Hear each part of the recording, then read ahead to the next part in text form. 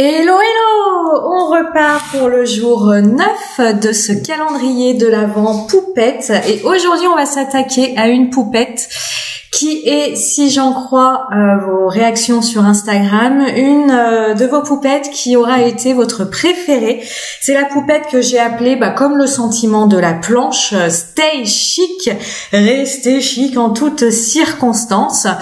Au début, je voulais faire la poupette et le magasin qui est proposé avec cette planche de tampon. Et puis finalement, ça faisait trop gros par rapport à la taille de mon carnet, puisque je vous rappelle, je travaille dans un carnet Moleskine format A6, carnet aquarelle. Donc finalement, j'ai gardé la poupette et je lui ai rajouté un petit accessoire de mode, un petit chapeau. Voilà, comme ça, on reste raccord avec ce titre de Stay chic, mais on a quelque chose de mieux dimensionné par rapport à ma page. Comme l'idée était de partir sur une boutique, je suis partie sur un fond un petit peu esprit urbain avec ce joli masque brique de la fée du scrap et je suis venue y appliquer de l'encre. Alors non pas de la Distress Oxide, je n'avais pas les couleurs qui me convenaient. Pour faire comme ça un gris noir, une ambiance très urbaine, je suis partie sur les encres Memento et sur la couleur Espresso Truffe et Brouillard Londonien. Comme d'habitude, vous retrouvez toutes les références produits en descriptif de la vidéo.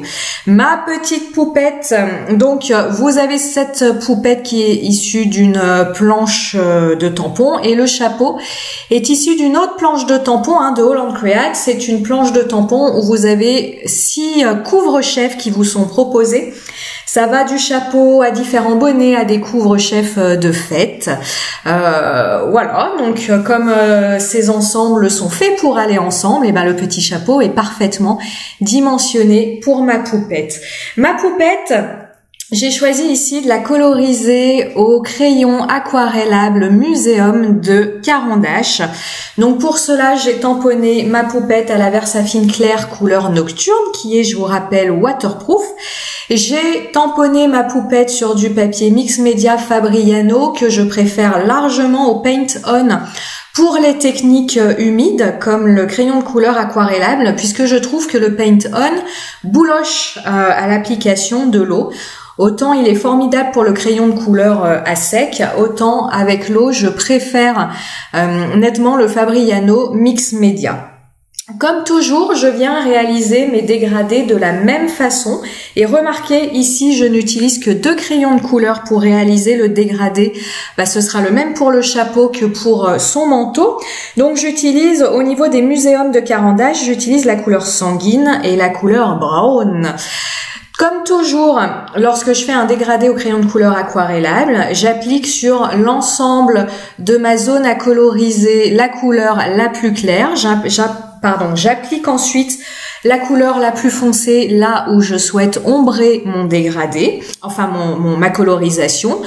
Armée de ces 2 couleurs, je réalise déjà à sec un dégradé mais très grossier. S'il y a des traces, si c'est pas très harmonieux, on s'en fiche, puisqu'après tout va être lissé avec le passage de l'eau à l'aide de mon pinceau à réservoir d'eau. Et comme toujours, ça je vous le dis également à chaque fois, pour réaliser un joli dégradé, partez toujours du plus clair pour aller vers le plus foncé. Pourquoi? Parce que vous le voyez bien ici et vous allez bien le voir au niveau du chapeau. Lorsque l'on passe le pinceau à réservoir d'eau, les pigments sont pris par la mine de votre pinceau et vont être repoussés par l'eau. Donc si vous partez du plus foncé pour aller vers le plus clair, vous allez amener des pigments foncés dans votre zone plus claire. De fait, votre dégradé sera beaucoup moins bien dessiné, beaucoup moins franc finalement, puisque vous aurez amené de la couleur foncée dans votre zone la plus claire que si vous faites, pardonnez-moi, l'inverse. On est au moment du chapeau, donc vous pourrez reprendre tout ce que je viens de vous dire. Déjà cette première couche au crayon de couleur le plus clair, donc c'est ma couleur sanguine. Je viens ensuite marquer mes zones d'ombre avec ma couleur la plus foncée. Je reprends mon crayon le plus clair pour fignoler un petit peu le dégradé.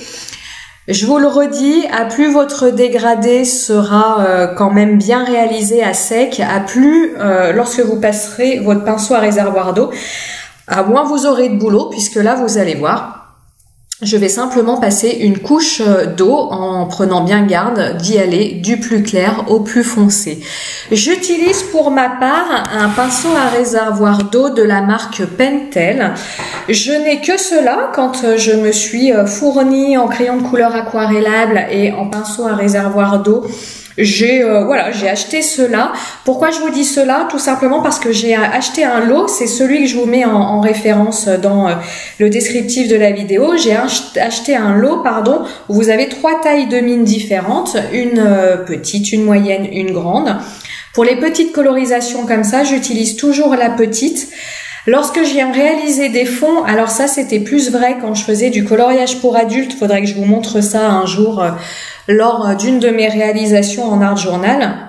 Quand je faisais des fonds, soit au Neocolor 2, soit au crayon de couleur aquarellable, là j'utilisais des mines de pinceaux à réservoir d'eau plus épaisses, tout simplement pour couvrir une plus grande surface de travail et éviter les démarcations, puisque quand votre eau est sec, le produit aquarellable, votre crayon de couleur aquarellable peut se réactiver avec de l'eau, mais très légèrement. Donc vous pourrez que très légèrement revenir travailler votre fond ou votre dégradé. Donc il vaut mieux réussir son coup du premier coup, ou en tout cas réussir son coup tant que votre papier et votre zone à coloriser est encore humide. Les cheveux de ma demoiselle, pour ses cheveux, j'ai utilisé la couleur la plus claire qui est la couleur ocre jaune et la couleur la plus foncée qui est le brun châtaigne. Je procède de la même façon. Au niveau de mes zones d'ombre, je peux vous parler de ça. Au niveau des cheveux, j'ai pour habitude de faire un ombrage comme je vous le fais ici, c'est-à-dire les racines plus foncées, et lorsque mes petites poupettes ont les cheveux attachés comme c'est le cas pour celle-ci, de faire la zone reliée par l'élastique également plus foncée. Donc c'est ce que vous voyez entre la racine des cheveux et entre l'élastique. On a un dégradé qui part de zones plus foncées au niveau racine et élastique pour avoir une zone de lumière sur le bombé du cheveu. Et au niveau des deux couettes, eh bien je fais exactement pareil, c'est-à-dire qu'au niveau de l'attache élastique, vous avez votre ombrage le plus foncé, et puis à plus vous descendez vers ces pointes de cheveux, à plus vous avez des mèches claires. Sincèrement, il n'y a pas de règle à ce niveau-là. Tout simplement, moi je trouve ça un petit peu plus logique si on essaye d'être dans un esprit réaliste au niveau des ombrages. Sincèrement, on s'en fiche un peu, mais voilà, je trouve ça plus logique. Passage important, la couleur peau. Vous verrez dans la vidéo de demain que j'ai voulu réaliser une couleur peau avec les muséums de Caran-d'Ache. Seul problème, les muséums ne proposent pas de crayons de couleur qui ont une couleur de peau satisfaisante. Donc j'ai essayé de faire des essais avec ce qui était proposé, mais voilà, je ne trouve pas quelque chose qui me convienne. Pareil au niveau des Derwent Inktense, vous êtes obligé de mélanger ensemble un rose et un jaune, peu importe lequel, pour obtenir une couleur peau. Le secret, entre guillemets, ou l'astuce, là, c'est d'aller piocher chez les crayons de couleur aquarellable de Albrecht Dürer. Albrecht Dürer propose 3 couleurs de couleur peau qui sont intéressantes et qui partent de couleurs très claires pour aller vers des couleurs soit plus bronzées, soit plus rosées. Pour ma part, ici, j'utilise les couleurs 132 et les couleurs 189. Pourquoi je vous le dis ça? Tout simplement parce que il se peut que vous ayez investi dans une gamme de crayons couleur aquarellable, par exemple, imaginons les Pablo de Caran-d'Ache. N'hésitez pas à aller compléter vos gammes de couleurs en achetant des crayons de couleur à l'unité dans d'autres gammes. c'est pas la peine de collectionner les boîtes, sauf si comme moi vous les collectionnez. Voilà, parce que moi j'assume, je collectionne les crayons, donc je me fous des redondances, etc. C'est ma tocade. Hein. Il y en a qui, bah voilà, comme ma petite poupette, il y en a qui collectionnent les chapeaux, d'autres les chaussures, d'autres les sacs à main. Et ben moi c'est les crayons. Mais redevenons sérieux, tout ça pour vous dire qu'au niveau des gammes de couleurs, si vous êtes sur une autre gamme de crayons de couleur aquarellables et que pour diverses raisons vous n'avez pas envie, ce que je peux comprendre, d'acheter la totalité des Albrecht Dürer, leurs 3 couleurs peau, à mon sens, sont à avoir dans votre gamme collection de crayons de couleur aquarellables, si bien sûr vous souhaitez coloriser des personnages. Si les personnages c'est pas votre truc, eh bien vous passez votre chemin par rapport à ça. Au niveau justement du sac à main et de ses bottes, j'ai utilisé la même couleur que pour les cheveux, à savoir, le brun châtaigne. Et là, ce que vous pouvez voir, ce qui est intéressant, alors là je passe au chapeau, mais c'est pas grave, mémorisez ça pour la suite de la vidéo, c'est bien que j'utilise la même couleur. Alors voilà, ce brun châtaigne, je l'utilise aussi pour le bandeau du chapeau. Et j'ai utilisé cette même couleur pour le côté foncé des cheveux. Mais au niveau des cheveux, comme j'ai mélangé mon brun châtaigne avec ma couleur ocre jaune, eh bien vous voyez, le brun qui en résulte n'est pas le même que lorsque j'utilise mon brun châtaigne pur sans le mélanger à une autre couleur. Et ça, je trouve ça hyper intéressant avec les crayons de couleur aquarellables. C'est-à-dire qu'ici, j'ai utilisé 1, 2, 3, 4, 5, 6, 7 crayons en tout, puisque là je compte le crayon rose pour faire les petites fleurs de mes poupettes. J'ai utilisé 7 crayons en tout, mais ce qui est surtout intéressant, c'est qu'au niveau des brins, je n'ai utilisé que 2 crayons, et pourtant j'arrive à avoir au moins 3 couleurs différentes en travaillant sur les superpositions de crayons de couleurs différents, tout simplement. Donc ça c'est pareil, ça ne s'invente pas, ça n'est pas inné. Faites des tests et c'est en faisant des tests que vous allez pouvoir constater qu'en superposant 2 couches de crayons de couleur différents, vous allez obtenir une 3e couleur qui est plutôt intéressante. Pour texturer mon fond, et puis parce que je voulais être dans l'esprit un petit peu tag, j'ai mis des projections au marqueur acrylique noir. Donc pour faire des jolies projections, munissez-vous d'un marqueur acrylique pointe large, pas pointe fine, parce que un marqueur acrylique pointe fine, vous n'allez jamais avoir de grosses gougouttes qui va tomber. Donc voilà, munissez-vous de quelque chose qui a quand même une pointe large. Et comme je vous le dis souvent, moi j'utilise aujourd'hui les marqueurs Artistro et non les Posca, parce que les Posca se déchargent extrêmement vite et du coup vous allez non pas avoir des jolies projections, mais vous allez avoir des grosses gouttes, des accidents. Moi j'appelle ça des accidents, hein, c'est simplement ils se déchargent d'un coup comme ça et vous allez avoir des grosses gouttes qui risquent un petit peu de gâcher votre page. Tout simplement, là je suis sur un tout petit format, donc si j'avais une goutte énorme là sur ma page, on se demanderait un petit peu ce qu'elle vient faire là, comparé à un format A4 par exemple.